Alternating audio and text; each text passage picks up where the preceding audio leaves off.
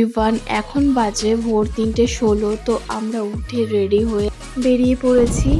তো আমরা সবাই যাচ্ছি আজকে শান্তিপুর গিয়ে কি করি চলো তোমাদের সঙ্গে শেয়ার করি। আর হ্যাঁ, এখন প্রচণ্ড ঘুম পেয়েছে, একটু ঘুমিয়ে নিই। গাড়িতে বসেই ভেবেছিলাম একটু ঘুমিয়ে নেব, কিন্তু ফোন করে একজনকে হাজারবার কল করছি। একজনের ওঠার কথা দেবুলিয়া থেকে, তো উনি তো এখনও ঘুমিয়েই আছে। ফোন করে করে পুরো পাগল হয়ে গেলাম। তারপরে ফাইনালি উঠে রেডি হয়ে ধুবুলিয়া থেকে উঠেছে। আর এখানে দেখো উনি প্রায় শান্তিপুর ঢুকবে বলে মেকআপ শুরু করে দিয়েছে।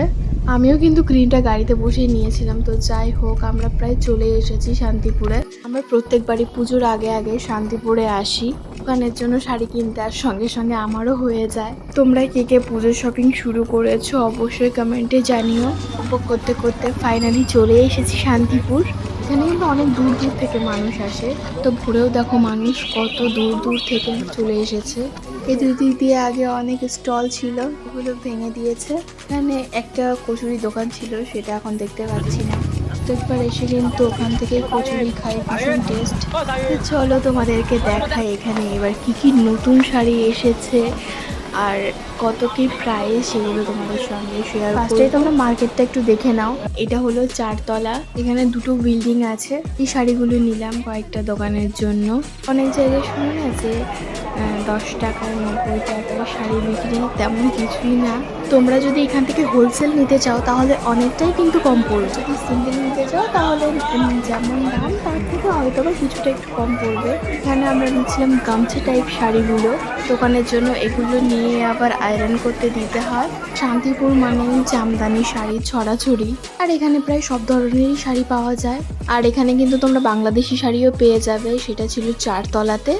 এই দেখো হাঁটাহাঁটি করেছি, আমাদের পা পুরো ব্যথা হয়ে গেছে। প্রায় 11টা বেজে গেছে। তো প্রচণ্ড খিদে পেয়ে গেছে এত দৌড়াদৌড়ি করে, এত হাঁটাহাঁটি করে। আগের বার আমরা যেই হোটেলে খেয়েছিলাম আমরা সেই হোটেলে এসেছি। এখানে ছিল ডাল, সবজি, ডিম, চাটনি, পাঁপড়। কোথাও গেলে কিন্তু আমি ডিমটাই খাই। যাই হোক, অত বকবক না করে খেয়ে নিই, তারপরে উঠে পড়লাম গাড়িতে। এখানে দেখো মালপত্রের জ্বালায় আমাদের বসার কোনো জায়গা নেই। যাই হোক, আমরা অনেক কষ্ট করে বসেছিলাম। হ্যাঁ, তোমাদের সঙ্গে একটা কথা শেয়ার করি। আমার বোন ওই মার্কেটে গিয়ে হারিয়ে গেছিল। যাই হোক, অনেক কষ্টে খুঁজে বের করেছি। মার্কেটটা এত বড় আর এত ভিড় যে কারোর সঙ্গে গেলে তাকে ফলো না করলে কিন্তু তোমরাও হারিয়ে যাবে। তো এই ব্যাপারটা একটু খেয়াল রেখো। আর তার থেকেও বড় কথা, ওখানে কোনো নেটওয়ার্ক পাওয়া যায় না, আর ওর কাছে কোনো ফোনও ছিল না। আর আমি কি শাড়ি এনেছি অবশ্যই তোমাদের সঙ্গে শেয়ার করব। আর দোকানের জন্য কি কি শাড়ি আনা হয়েছে সেগুলোও তোমাদেরকে দেখাবো। আর দোকানের জন্য শাড়ি কিনতে আসলে না তেমনভাবে ভিডিও বানানো যায় না। একটা দুটো শাড়ি তো আর পছন্দ করলে হয় না, জন্য তেমনভাবে ভিডিও বানাতে পারিনি। ডেইলি কিন্তু আমরা বাড়ি যেতে যেতে একটা দুটো বেঁচে যায়। তো আজকে আমরা এখান থেকে তাড়াতাড়ি বেরিয়ে পড়েছি, আর আমরা বাড়ি পৌঁছেছিলাম 12:30টার দিকে। তো আজকের মতো বাই।